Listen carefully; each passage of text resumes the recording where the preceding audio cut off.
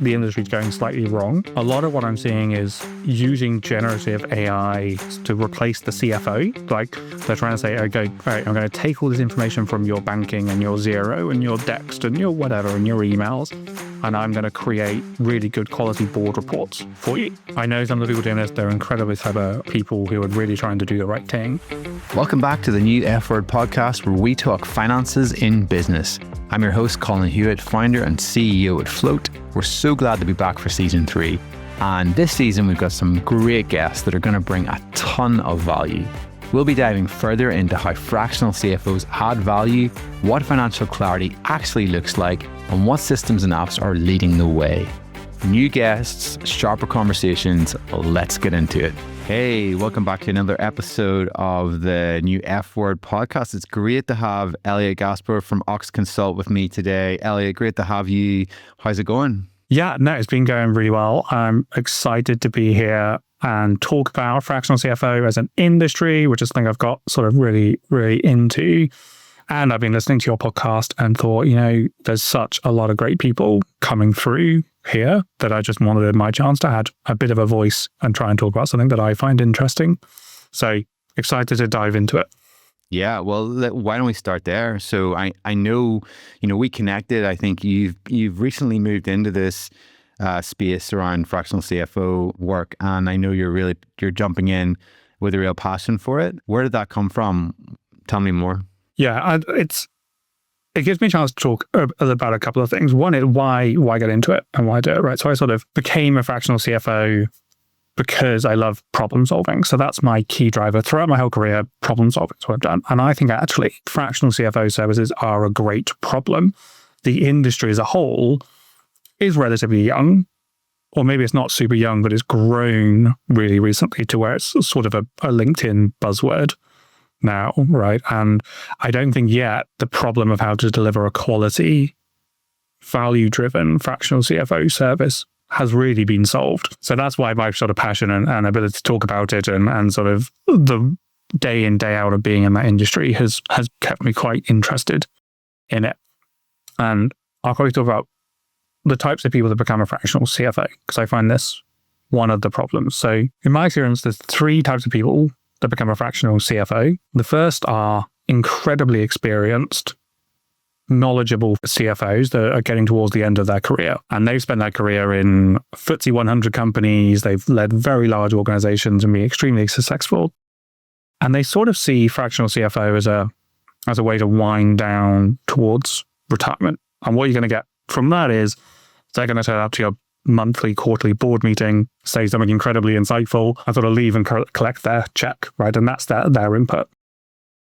The second type of fractional CFO I've been seeing or worry about seeing more of are early stage accountants who are a bit fed up of working in somebody else's professional services firm. And they see that step to fractional CFO as a sort of a leapfrog to the job title they wanted. They're incredibly hardworking, they're very ambitious, but perhaps they've not had the industry experience or the breadth of experience yet that you would expect from a fractional CFO. And then there's the third type, which I sort of count myself in, and I think all really great fractional CFOs would sit in as well, which are hands-on, practical problem solvers. A fractional CFO, to me, my definition of that are not people who are just strategy. They don't just turn up to meetings. They are people who can build a 13-week cash flow forecast. They can construct a 3-statement financial model.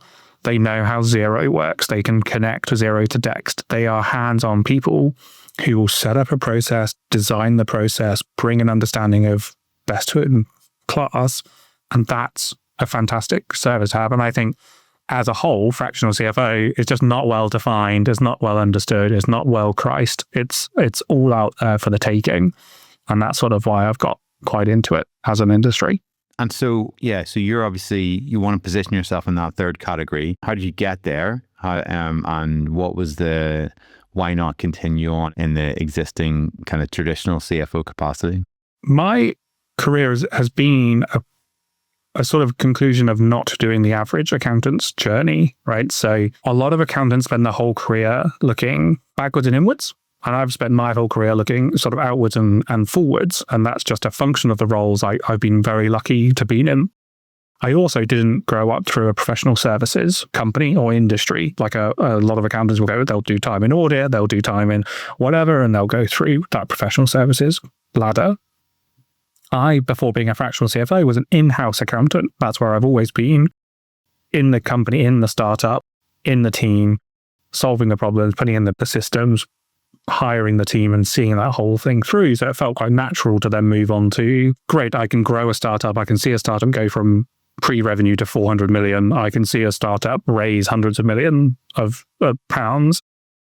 I think I can bring that experience to fractional CFO services where smaller clients need a high quality hands-on individual. And that's what I really enjoy doing, because it gets me out of that being stuck in one place for too long, where there's not a new challenge, there's not a new problem to solve, but also I'm bringing something slightly different, where a lot of fractional CFOs are sort of accountancy practice owners who are trying to add value to their clients by turning into a CFO, whereas I'm coming at it from actually being a CFO into therefore supporting just on a reduced timeline, on a reduced time basis to those clients. Do you think that there's a role for that for some businesses, or do you think that accountants should stop trying to provide kind of advisory services, or is there a place, did you see a place for them? I do see a place for it. Not all businesses need the same thing. So my focus as a fractional CFO is very much in the scale up and startup community, high growth, founder led. The term I'm a fan of is sort of the edge of chaos, right? Nobody really wants to be in chaos, but the edge of chaos is a really exciting and fun place to be. And that's what I'm comfortable in. But not all businesses are like that. If you're an SME who's going through a good sustained period of growth, but you need something a bit more from your accountant than the tax return, I think there's a great space for accountancy practices to become really good business advisors and to step up into that advisory role. But I don't know if that's the same definition. And I'm battling with this all the time. I don't know if it's the same definition as a fractional CFO. I've worked once in a professional services business. It was actually one that I ran and was the UK director of. And we tried to do it all. We tried to do payroll, bookkeeping, tax returns, advisory services, and called ourselves a fractional CFO. But when you're across everything like that, whether or not you have the time and the functionality to really add value and avoid becoming what I termed is really just fractional finance manager is what we became, where the fractional CFO should have that really in-depth experience and value that they can add. Your trajectory, are you seeing Ox Consult? Is that your plan is to grow that into multiple CFOs? Would you bring in other people, or do you see, is that kind of very much further down the line, or is it an immediate feature? It's possible. The big question I think a lot of fractional CFOs are talking about, and you'll see it in the communities, you'll see it in the chats, is how do I get beyond just me, right? Just myself, and grow to others? Because by definition, being a fractional CFO is sort of personal, right? You have to be able to work with that company. You have to have a good relationship with the founders and the board, because not every conversation is going to be comfortable. You have to have a pretty in-depth understanding of their commercial aims. You can't just rock up once a month and then leave again. You have to really be part of the team as their fractional CFO. So then the question is, well, do I just hire other people to work as fractional CFOs within Ox Consult? And do you train them to do sales and marketing? Because by and large, accountants aren't great at sales and marketing. So you do train them on that bit and let them have their own clients, and we sort of work as a team. Don't know. It's possible.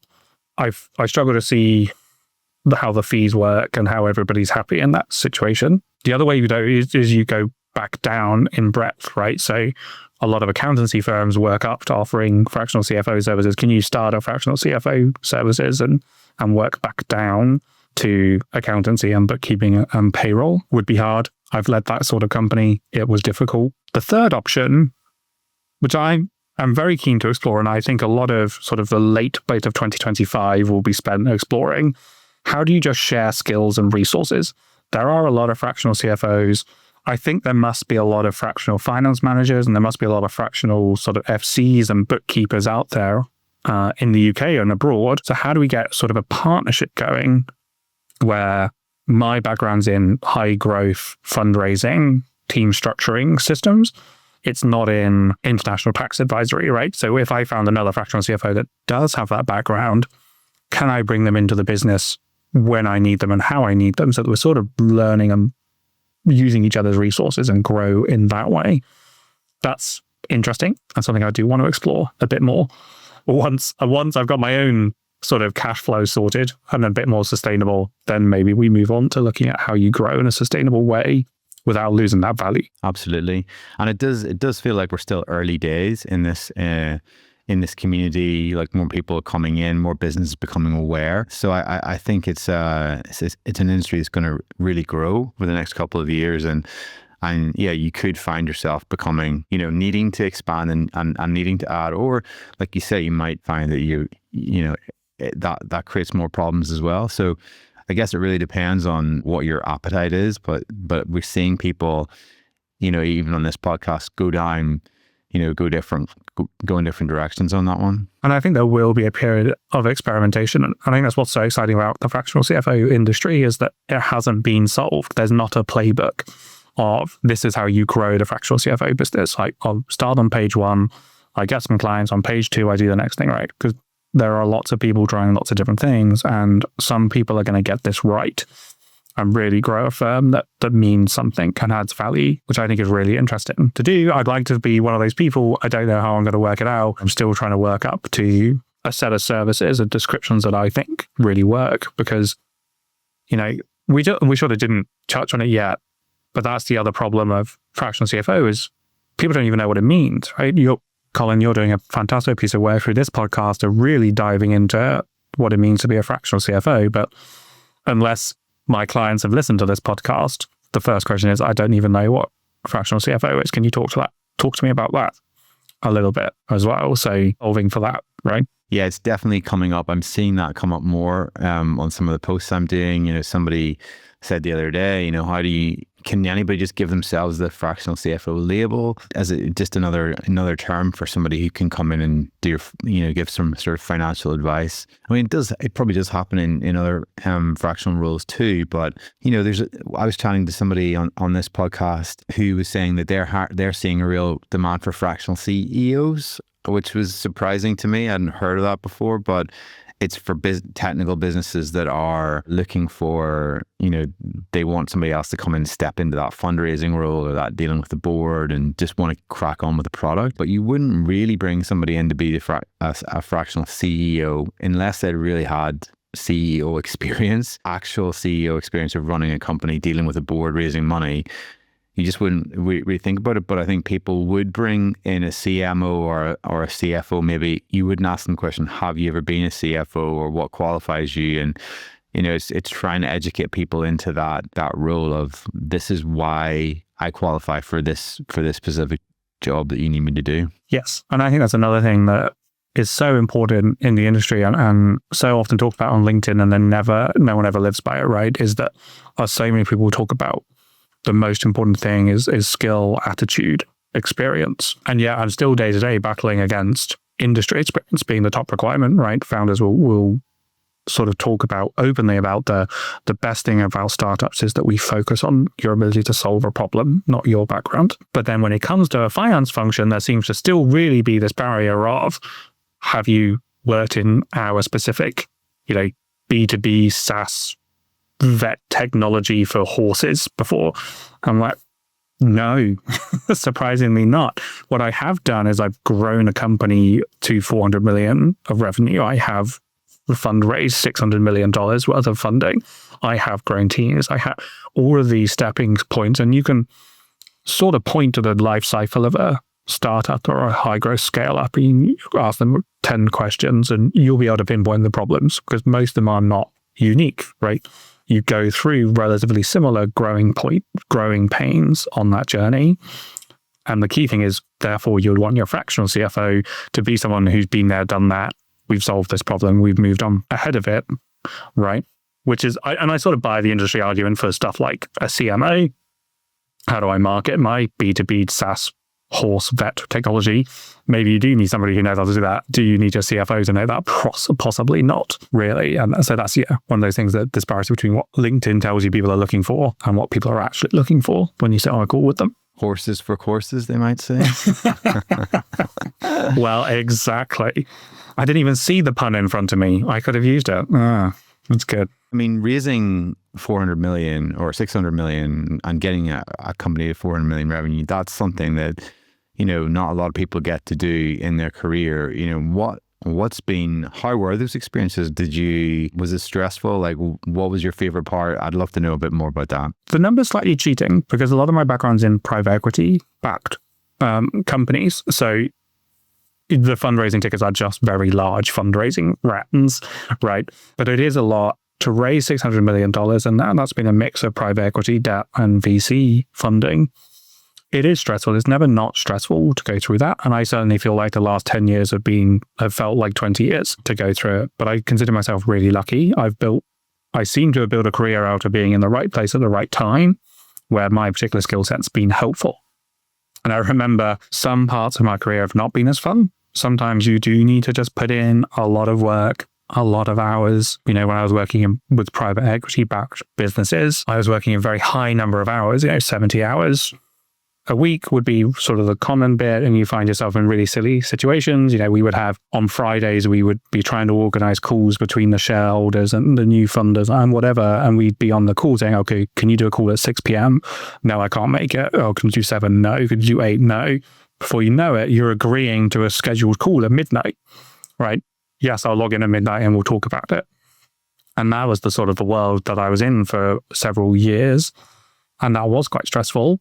I learned a huge amount. I don't know if I call it the fun period. It was a time where I've learned just a huge amount from different people, from incredibly clever people. Not maybe people I'd want to work with again, but people who really shared knowledge, and we did a lot together. And I've taken that passion for sort of working hard, solving problems, bringing in funding forward in the remainder of my career, even though I'm now trying to institute more rules of, no, I'm not going to be working 70 or 80 hours a week. I'm unlikely to be scheduling calls at midnight. Part of that might be I now have children where I didn't before. Part of me is now I'm just getting older and I just can't do it. Part of me is it's just recognizing being a bit more respectful of health and mental health and trying to rest when you can. What's been fun? Growing accountants are people who like to, in general terms, we stay internal, we look at screens, we work with spreadsheets. And what I've really enjoyed about working in startups and growing my own fractional CFO firm is I can spend my time talking about marketing. I can do sales. I can get out and meet people. I can talk with founders who are doing really genuinely interesting businesses that I have got a passion about. And I don't have to spend my time talking about the next fat return. And that's what I've really enjoyed. Yeah, I think there's definitely some people, and I was probably one of these people as well, that it's sometimes just being able to be exposed to. I remember having that when I had an agency, which was you're getting so many different business models that you're exposed to. We were designing brands and websites, and from one week to the next, you're just experiencing all these different industries that you wouldn't get if you were sort of stuck in the one role and the one company for that long. So that resonates with me. When you speak to startups, what do you see them getting wrong? With the coming in without any financial experience, like what are the typical things that mistakes you see, you can really help quickly with and sort things out? Yeah, it is a really good question. That sort of comes back to what I was saying. If you ask sort of 10 questions about the stage of your growth, you sort of will know the problems that they're likely to have. I'll probably split my answer into two bits. There's behavioral issues that tend to go on in early stage founder-led companies. And then there's technical problems as well, or system-led problems. So if we take that first one, the behavioral problems, it's treating a finance function or a CFO function as a cost to the business rather than as a value to the business. Right? So don't get me wrong, your cost of bookkeeping and tax returns are a cost, right? They're the cost of compliance. You are legally required to keep detailed records and file them with Companies House and with HMRC. So that is a cost center. A proper, helpful CFO is a value. It's the same thing that you wouldn't call. Founders are unlikely to describe their marketing team as just a cost center, right? They're a value-added activity, the same way that a fractional CFO is. And that, I think, is a behavioral shift. It's a reason that the majority of my clients are either second-time or third-time founders, or in some other way sophisticated. They've been in business a long time. They've made plenty of mistakes before. They have a background in corporate finance, whatever it might be. They have that appreciation that you need to take finance seriously. It will save you time in your fundraising round. It will save you falling out at board levels. We've both been around a lot of startups. You are very aware of the strain and stresses that can develop on a board meeting when a founder or the senior team can't answer questions. What is our CAC? What do we expect the LTV of our customers to be? What's our cash position going to be in 6 months? If I change the price, if this project is delayed by 6 months, what happens to it? And if founders can't answer those questions in a meaningful and sort of convincing way, trust is eroded at the board. And a CFO should be there to be your partner to say, hey, we have set up the way, and you'll see this as sort of my branding and my direction that I've sort of pivoted to all over my LinkedIn, is data-driven decisions. And that's important because you want to join these meetings sounding like you understand your own startup, you understand your own customers. And when we talk about finance as fractional CFOs, we're not talking about the movements in the bank account. We're talking about the commercial drivers that affect our business. So what are our customers doing? What's our churn rates? What happens if these projects get delayed? And tying all of those things together to the actual numbers, right? And that sort of, I think, behaviorally can be difficult for first-time founders to overcome. And then technical sort of system behavior, I think, is the rush of growing sort of necessitates sort of moving faster than your systems are keeping up with. So, we expanded to the US, but we forgot to set up a company, or we are using up all this money, but no one's really known what it's for. So it's just coded as other for the last 2 years. And now we have to unpick it all. That's sort of the bedrock of really good bookkeeping. And people will say, Elliott, fractional CFOs aren't bookkeepers. You shouldn't be doing that. Most companies that I go into, even though they're doing 10, 20 million in turnover, there's still a whole raft of bookkeeping, day-to-day problems to sort first before you can start to add value, because that problem of quality, garbage information into the process will lead to garbage conclusions. The first thing we want to do is get high quality data into our process so that we can get high quality decisions out the other side as well. Makes so much sense. I think one of the things that I like about some of the things I've seen you writing about is that you're really kind of trying to understand the tech and lead from that point of view. I'd be curious to know, like, what are you seeing changing in the tech, and where do you feel like that can make a big difference in startups? You've obviously worked in larger companies, but you can do a lot more now with the tech, in a smaller company. Where do you see that going? I do have an interest in tech, and thank you for recognizing. I try within my LinkedIn and within my writing and communication to sort of balance all the things that I find interesting. My degree is in computer science, but I started way back when I started. I was like a terrible computer scientist before I became an accountant, so that now I can officially be the most boring person at every dinner party. Me too. I'm a computer science background as well. So I do, and I have always had a passion for the technology, and I've done systems projects from a couple of grand again up to I've done systems projects that with a couple of £1 million as the budget. So I try to bring that through. And what I'm seeing as a trend, I think, is the industry's going slightly wrong.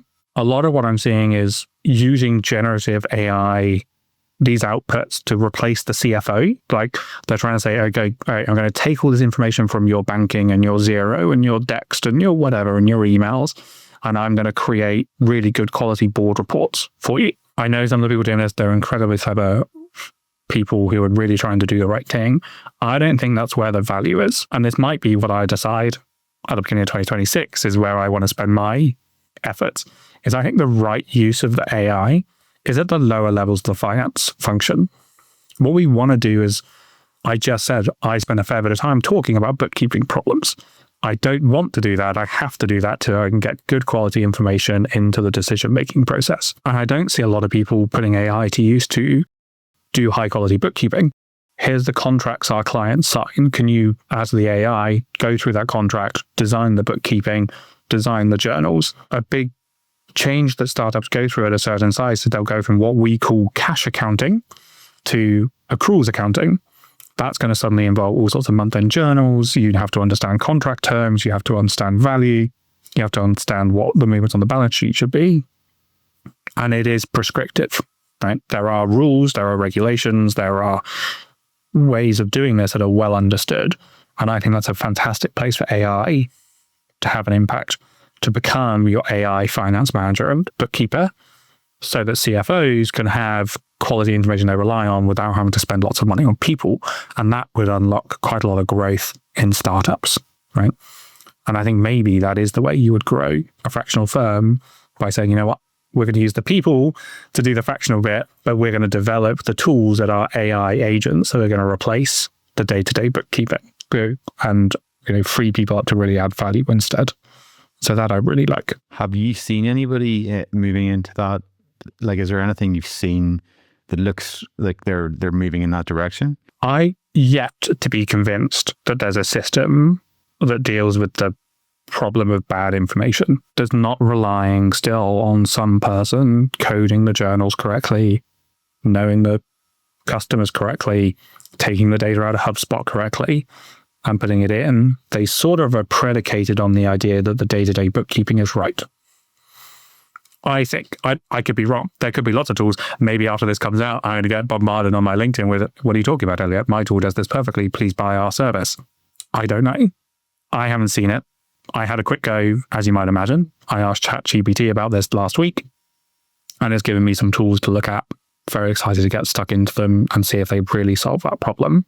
But the majority of the chatter I see is about, we're going to do reporting, CFO levels of, you're going to have a little widget pop up on your website and you can ask it, please tell me about my exposure to cash flow risks in the next 6 months. I don't think that's the right use of AI. Yeah, it does seem, as we've obviously keeping an eye on this, and it does seem that a lot of the, the general ledgers, like, QuickBooks and Xero, are the stuff they're talking about. It always comes back to a cash flow question, like, can I afford to, make this payment? Or, and it does feel to me like, there's so many unknowns in that, based on what our product does.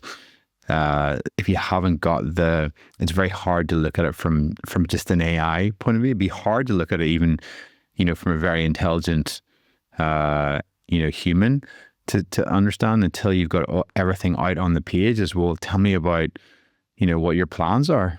It's not really about what you did. It's like, well, I can tell you if everything stays the same, but the challenges is, well, what events are you going to, what's your increase, what are your plans to increase your marketing spend, or what's your strategy to open a new office, or to grow the workforce or shrink the workforce? All of those things, hugely impact what your cash flow is going to be. So it does feel like we're still kind of really exploring where is the sort of use case that we can deploy the AI that is available to us. That's the question we're asking. And I think so it's really interesting to say that you're not necessarily looking for a report, more, how can we get some of the legwork sorted out on the earlier side, like, coding transactions, that kind of thing. There is one startup that I've heard is kind of in this space and trying to do that coding. I can't remember the name, but we should find out. We should find out, and that, because it sounds like the thing that should be easiest in finance, because to get the day-to-day transactions correct. But businesses are so not simple anymore, right? We're not in the days of paper ledgers and a customer buys one of 3 products. I happen to have worked in a few heavy asset industries, and if you ever tried to go through the contracts involved in building £50 million worth of a building, the transactions are not straightforward, and you end up having quite a lot of time spent on it. Now, I think there's a space for a tool to be able to say, you give me all of the contracts involved in building this £50 million building, I will give you the journals and the bookkeeping, and I will know what to do with the invoices when they come in. That is incredibly valuable. And if we had that as a tool, I think CFOs could grow much more sustainably, because you're not spending so much of your time going, that's great, Colin, I'd love to give you that information, but I have no idea if the data going into the system is right. Yeah, it does feel like, I mean, in some ways we're still so early when it comes to AI, and yet it's moving so fast. A lot of things still feel like they're very far away, and yet it's come amazingly far in the last 18 months. It really has, yes. Yeah. And where's it going to go in the next 18 months? Or are we going to hit a kind of plateau where, we've seen products like trying to write your emails for you or summarize, a document, and it just doesn't capture it. But it is something that I think it's on the tip of everybody's tongue. It's like, where is AI going to take finance in the next? And I think you're right. In the next 18 months. It is such a young bit of the industry. I feel like it's so young. We're still in the stage that we're just marketing what sounds easiest to buy. What do people want to buy? And I think it's a much easier sell to go to a founder and say, we're going to save you the cost of a CFO with our tool. Right? That's a way easier sell than saying, we're going to get your bookkeeping right. The founders go, but I thought that was right anyway. So I think that's probably why this is the first generation of tools are aiming at that bit, because it's just easier to sell. Yeah. I think, where we've landed out of, our conversations at the moment are, how could we use conversational interfaces to direct people to points in the product so they can ask questions. And I had this recently. I was doing a tax return using this software for some crypto investing, and needed to record some heavy losses. But and so goes the story of every crypto investment. Yes, yeah, sorry. Yeah. Exactly. But it was a app called Coinly, and what it did really nicely was it said, in the tax return part, it said something like, my gains or my losses seem high. Why is this? And you could click on that, and it would take you to a part of the app which just, it already existed, but I wouldn't have maybe found it without using that. What they then did is they took me to a page which listed a lot of transactions and was able to list them by order of gains or losses. So it really nice. focused for me being able to see things, which I could have done without that. But it's that kind of exposing parts of the app by using sort of conversational questions, not trying to like go, hey, I've used AI to generate your tax return. Yes, but it's instead it managed to take you to a report or a bit of data you didn't even know maybe you should be looking at. Exactly. Which I think that is quite a bit of value there.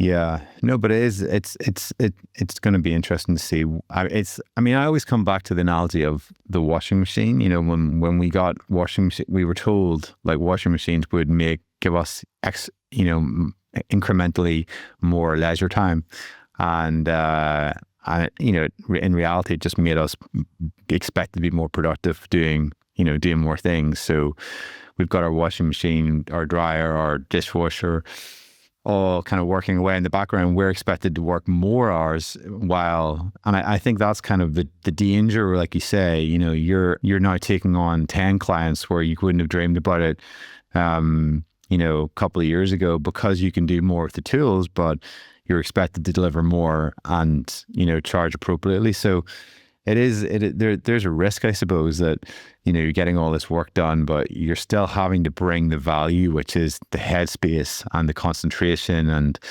there's only so much time that you can do that for. Yeah, definitely. You said you had a young family, recently that's been a change of life. How's that been playing into it for you? How's it changed your perspective? It does change your perspective. It changes your energy levels and where you're willing to spend time and when you're not. So for context, my children, I've got one 3-year-old and one 10-month-old.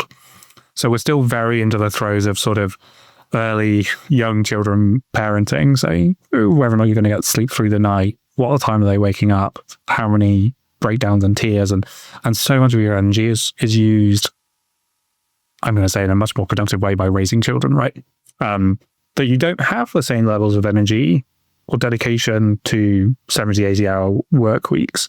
So I've changed my working process in 2 ways. I've become sort of a work anywhere, anytime person. previously I was very particular. If sort of the running jokes and jobs I've had is that Elliott was always very particular about his office setup, right? I would have just the right number of monitors in just the right configuration with just the right keyboard and all of that. And these days I'm going to grab my laptop, get out of the house, go find somewhere quiet to work, coffee shop, office, train, whatever, which has been, I think, very freeing to do as well. But also it has meant that I want to focus on just the bits that I can achieve in my day so that I'm home to do dinner time and bedtime. And when you've got young children, that means 5:30 dinners, 6:30 bedtimes. And a great family rule or tradition we're starting to build in, because my 3-year-old is only just old enough to start sitting through a movie. They'll sit still long enough to watch some TV, which is life-changing as a parent when they will sit down for a while. So, Friday afternoons are movie night. And I try to really stick to, unless there's a good reason, there's a good value-add reason, I want to be home at 3:00 on Friday to start movie night with my toddler. And that's been really life-changing as well. I think that there is something about the fractional rule that kind of leads into that a little bit, doesn't it? Where you're setting the terms that you're willing to work at. Whereas in a company, they might say, look, sorry, we've got a team meeting at 3:00 on Friday and we need you to be there.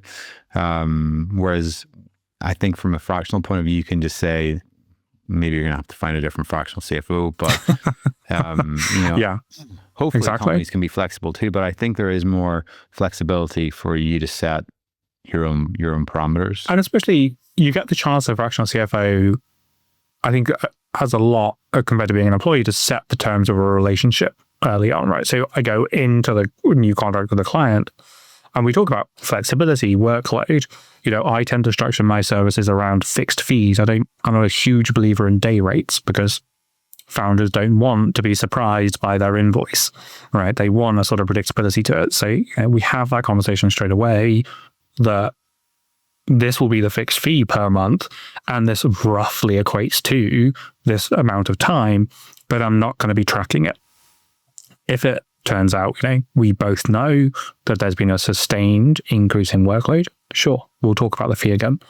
But that's sort of setting the expectation of flexibility, that there's peaks, there's troughs, when I'm available, when I'm not available. I don't, unless I want to, schedule anything for after 3 p.m. on Fridays. The other side of that is I'm perfectly happy to work on a Sunday, right? It doesn't bother me. I can arrange my family life around what's going on there. So that's been a really high, and I think that will only get more popular. I don't agree with this sort of march back to the office. I think people who work better in an office should go to an office, and then people who work better at a coffee shop should go to a coffee shop.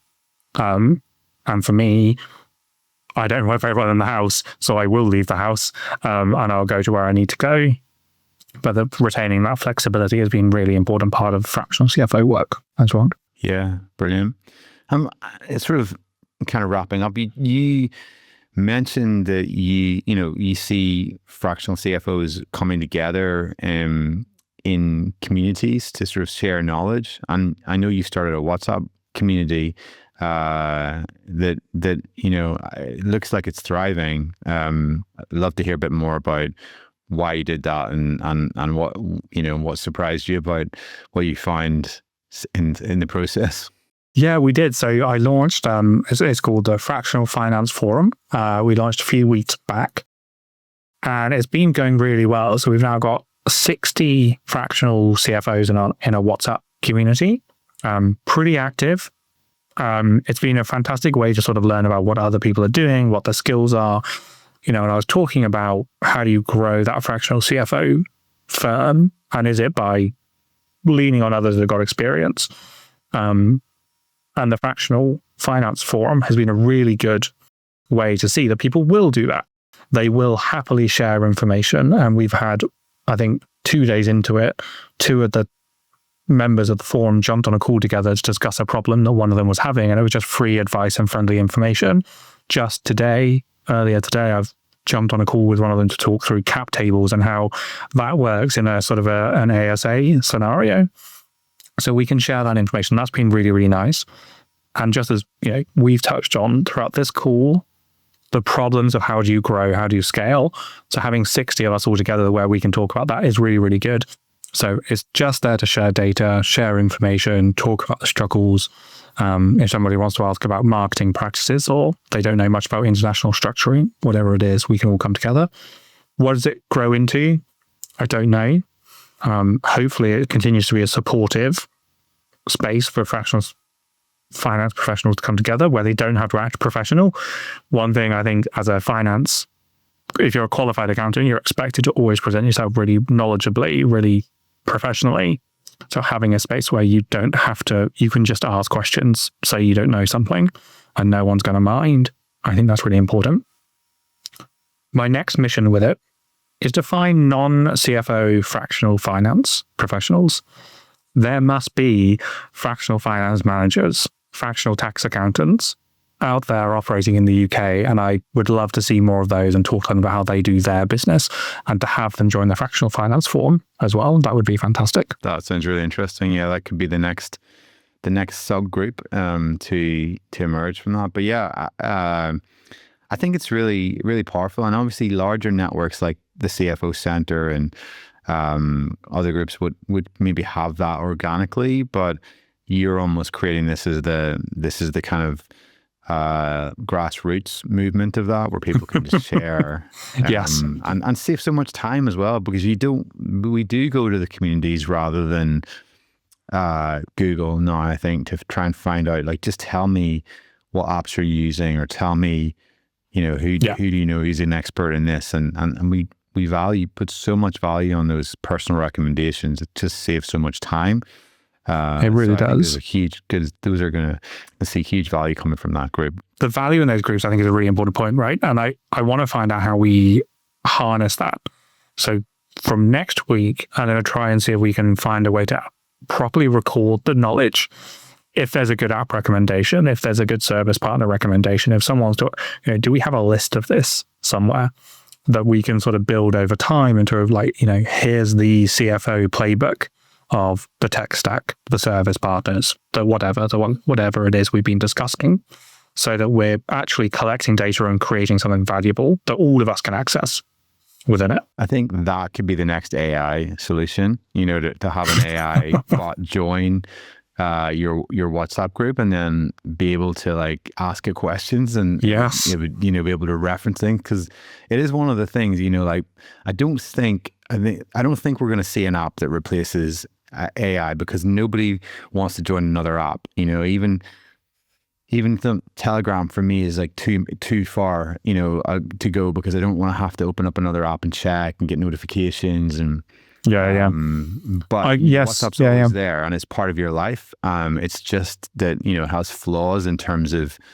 when you join a conversation and there's people been in it before, you can't see the history. So so if there's any developers listening, we need an AI bot that can join WhatsApp and just monitor and extract the data from valuable WhatsApp groups. That's what we need. Not send it to China. And not send it. I don't. My understanding is that WhatsApp's encrypted end to end. So I don't know how a bot gets in there to read the information, but that would be a good use case of AI, right? Yeah, that's the next business idea. Well, look, another thing that just, in sort of closing, one of the things we talked about beforehand was, I know as a child you were diagnosed as having dyslexia and you find yourself in a finance role. I think you said to me that a teacher told me that you'd be a terrible employee. What would you say to people that are kind of, maybe they are very early in their career and they're starting out and they're not sure that they have what it takes to be in a financial role? Like, how have you found it? Yeah, and I'm pleased we bring it up, because it's another part that I'm passionate about, is who gets into the finance career and how do you help young people sort of grow into something they'd be fantastic at. And so to set the scene, I was extremely lucky that my dyslexia was diagnosed extremely early on in my childhood. A lot of people will get through to university, whatever, without the diagnosis. I was very fortunate that my parents and my school picked up on it, and a lot of extra support was, I most of my memory of school is spending my lunchtimes in extra lessons trying to learn how to write properly. But it was great that it was picked up very early. And I hear a lot of people saying, I can't be an accountant because I'm dyslexic. I can't do an office job because I'm dyslexic. And it's not true. And it's something that I think we ingrain into people that if you're dyslexic, you can't be academic, you can't be smart. Dyslexia has nothing to do with how smart you are. It has something to do with how well you process visual information, which to me is the superpower, right? My career is built on the ability to problem solve. That's what's always happened. People can't fix something. They end up asking me to come and help them fix it. And it seems to be linked directly to my dyslexia, in that I seem to think through problems and solutions in a slightly different way to neurotypical individuals. And I'm able to tie all those pieces together. So I might take twice as long to write your email. Then my ability to actually solve a problem and move on it is tightly linked to that dyslexia. And you'll find a lot of dyslexics talk about that they can see the solution. So we had a situation in a treasury control. We had a very complicated group structure. We had dozens of bank accounts. Lots of things were going on. And we had bank covenants in place. You have multiple banks involved. There's a huge restriction on how you move cash around the company at that point. And the problem statement was, we don't know how to get cash from bank account A to bank account D, which is where it needs to be. This is a huge problem. But it seemed the solution to me at least seemed extremely obvious, right? And you sort of think to yourself, well, am I making this up? Is it not that simple? Why isn't it somebody else putting their hand up and saying about it? And it was, here's the solution. We move from A to B to C to D. We just do each step in time and we solve the problem one step at a time and it comes through. So it becomes a bit of a power to be able to do that. And it just seems sort of obvious too.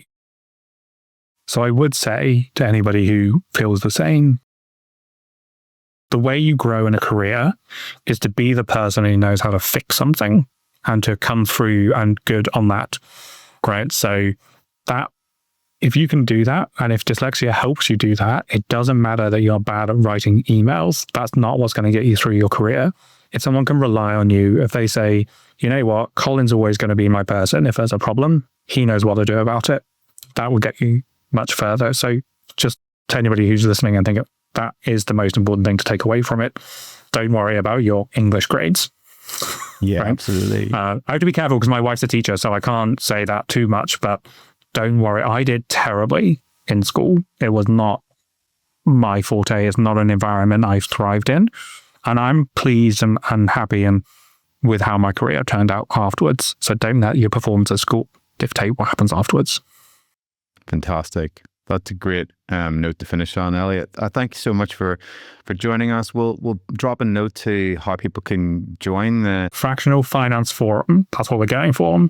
Yeah. Yeah. And that's open to anybody. Anybody who's working fractionally in a finance function. That's what we're targeting. And LinkedIn is probably the best place to connect with you as well. Yeah, if I'm on LinkedIn, it's relatively active. Please do drop me a message. I try to look at them as much as possible. So please do reach out. Brilliant. Elliott, great to chat. Speak soon, hopefully. All right, Colin, it's been fantastic. Thank you. Thanks, and we'll catch up soon. Thanks for tuning in to another episode of The New F Word. I hope you enjoyed it. Remember, expert financial advice shouldn't be limited to those with just big budgets. You can access the same level of advice for a fraction of the costs thanks to this fractional revolution. I believe that every growing business needs to know how much a game changer this can be.